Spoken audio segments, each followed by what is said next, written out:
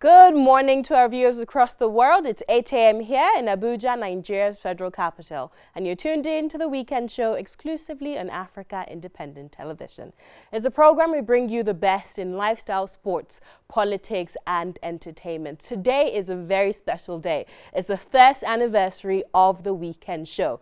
Last year, August 4th, we launched the Weekend Show on a Saturday, and since then, we've been bringing you back-to-back episodes on lifestyle, politics, sports, and entertainment. Today, we bring you a very special live episode. We'll be showing you the behind the scenes, all the energy, all the human resources it goes to making the Weekend Show. Don't go anywhere.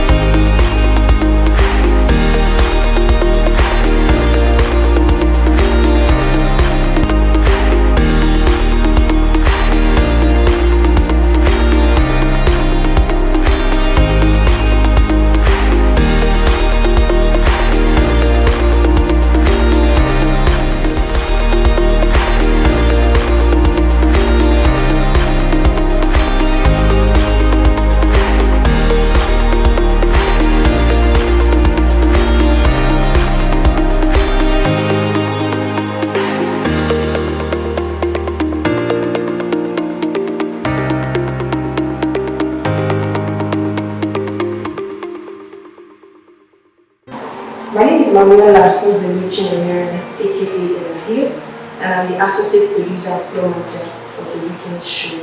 My journey on the Weekend Show has been quite adventurous. I've experienced my highs and my lows. Regardless, I'm really excited to be part of the crew. The crew members have been a support system, they're always there for you. Working behind the scene is exhausting. A lot of work is put, to make the production a touch. Yeah, so my satisfaction and my joy comes basically when we have a fruitful production, because the pre-production is where we do all the dirty laundry. Everybody wasn't getting to see the half there. Sometimes expensive guest nights, we're working, there are a lot of emergencies that we have to meet, and our producer, because it's results only, she doesn't want the stories and stuff. Yeah, so it's been quite taxing, and I'm grateful to God that I've been able to pull through. Like I said, have the best thing. And my special thanks goes out to the management for actually bringing the show to fruition. They made the right decision, and I'm sure that this show inspires everyone. It inspires everyone, literally everyone. And the remarks are always very commendable. Within text messages, the calls, to make contributions and stuff. And all I can say is long life the Weekend Show. It is my earnest desire that we keep producing beautiful content, we keep impacting the lives of Nigerians and all our viewers across the world. All I can say right now is happy anniversary of the Weekend Show. Hello everyone, my name is Madaki. I'm a graphic designer. I'm responsible for all the beautiful graphics you see on screen on the weekend show. I've had a really lovely working experience with the weekend show for the past 1 year. And I really want to shout out and say a happy anniversary to you, the weekend show, because you have been a great part of my life. I want to say shout out to the crew, Miss Osasu, Ina, Eme, Ella, Oliver, Odiri, and the rest of the crew that I can't remember, but I love you all. I can't imagine not working with you guys. It's really been a wonderful experience. And I want to also say again, happy anniversary to the weekend show. Thank you very much. It's been an awesome time directing on this show for a period of 1 year.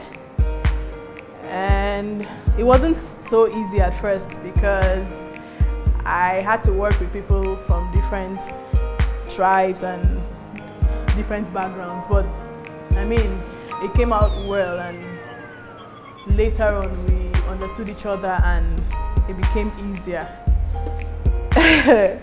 I've learned so much on the job. The platform has given me a lot of opportunities to learn and improve on the things I used to know. Okay, and working with Miss Osasu, fantastic. She's an amazing boss. She gets to push you beyond what you think you know, and it's been great. In summary, it's been an amazing time, right? Being able to manage a crisis, being able to tell the story right, and then working with the people. Hi, my name is Adesuwa. I'm the team lead of the online media department of the weekend show. 1 year with the weekend show has been a fantastic journey. My experience so far has been really amazing. I remember when we started, the late night runs, the long hour meetings, and even the early parts of the AIT was very scary. But here we are, 1 year.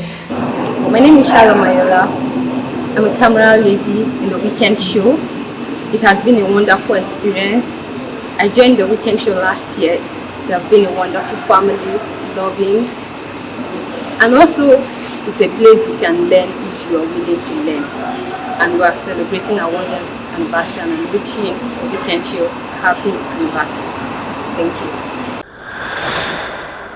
Welcome back. During that short break, you saw a snippet of how the weekend show is made, the time and energy we put on every single week to put on a great show for you guys. You heard from our director, our associate producer, and some of our staff. Right now, we'll be having the lifestyle segment of today's program. We are discussing tattoos, dreadlocks, and marks. While it is true that tattoos are becoming more popular than ever, it is still frowned at in our society, mostly for religious reasons. However, it has been part of our African culture alongside ear piercings and tribal marks since time immemorial.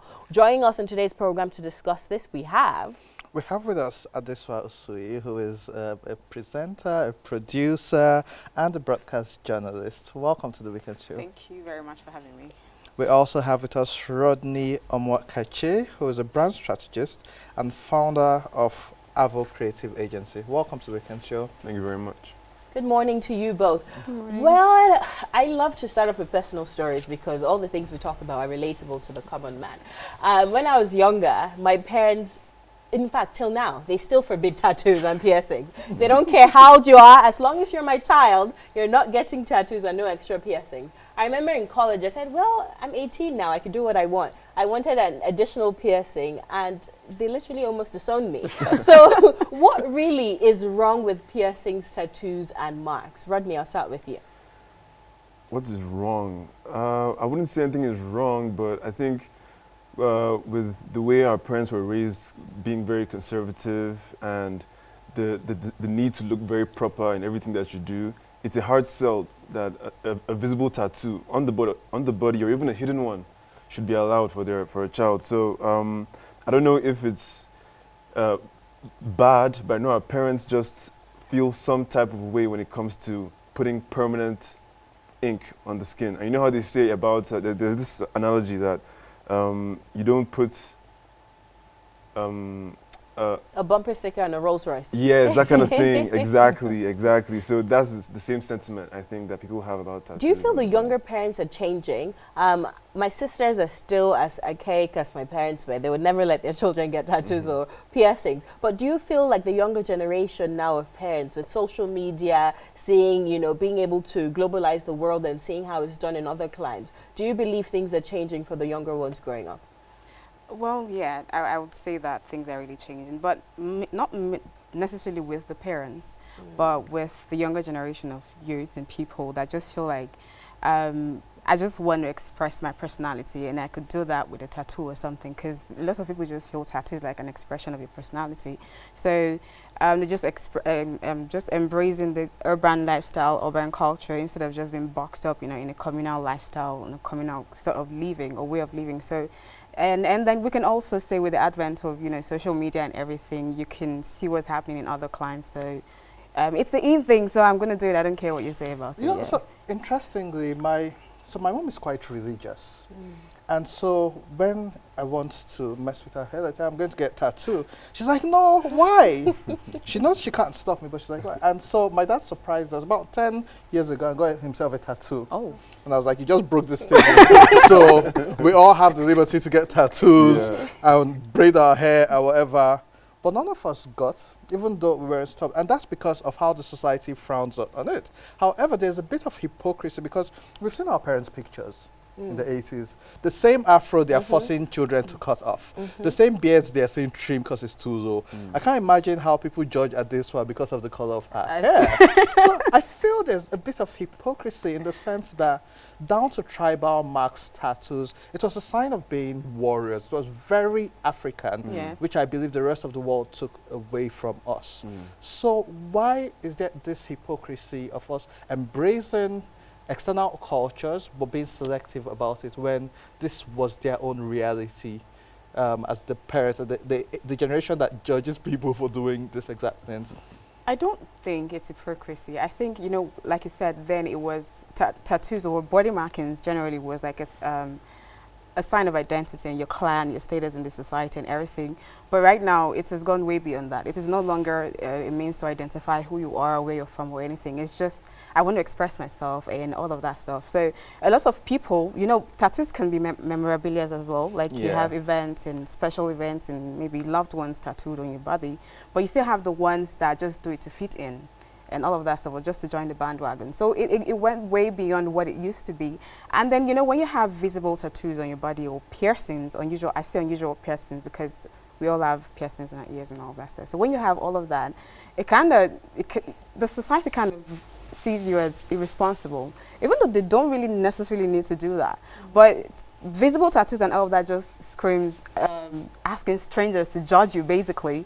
So it makes a statement, whether intentional or not, about the wearer.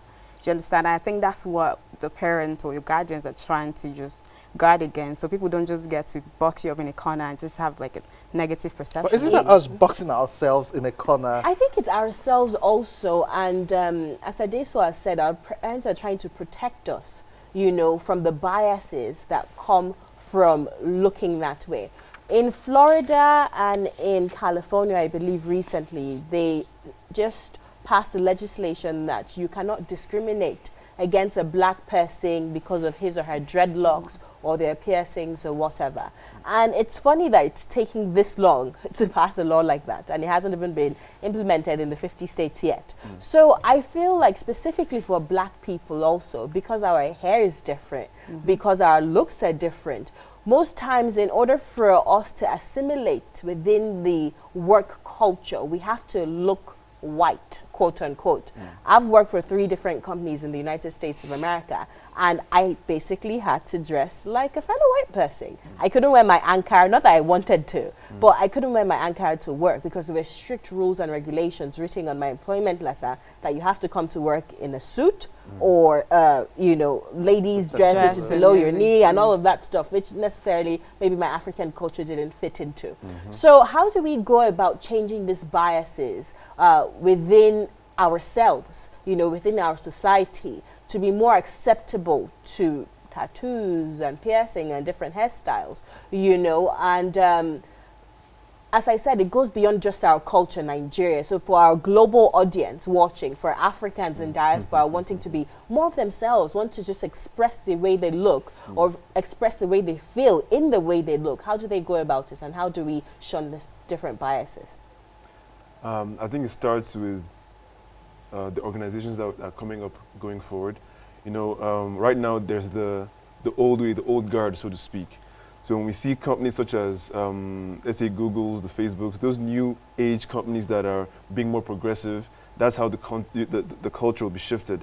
So the same applies to in countries like in Africa, like Nigeria, where we still have the old guards, you know, running things. By the time the younger people start to come up and build their own organizations and their own cultures and their own businesses, that's how it's going to shift into the wider society. So for now, while we're still dealing with, you know, the way things are, we still have to conform, so to speak. You know, you some professions have their code of ethics, their code of conduct, their professional rules and whatnot. So, you know, you just have to respect those as they are. But then as things go along, when more progressive people come into power and, you know, we start to just expand our horizons as businessmen, as civil servants, whatever we do, I think that would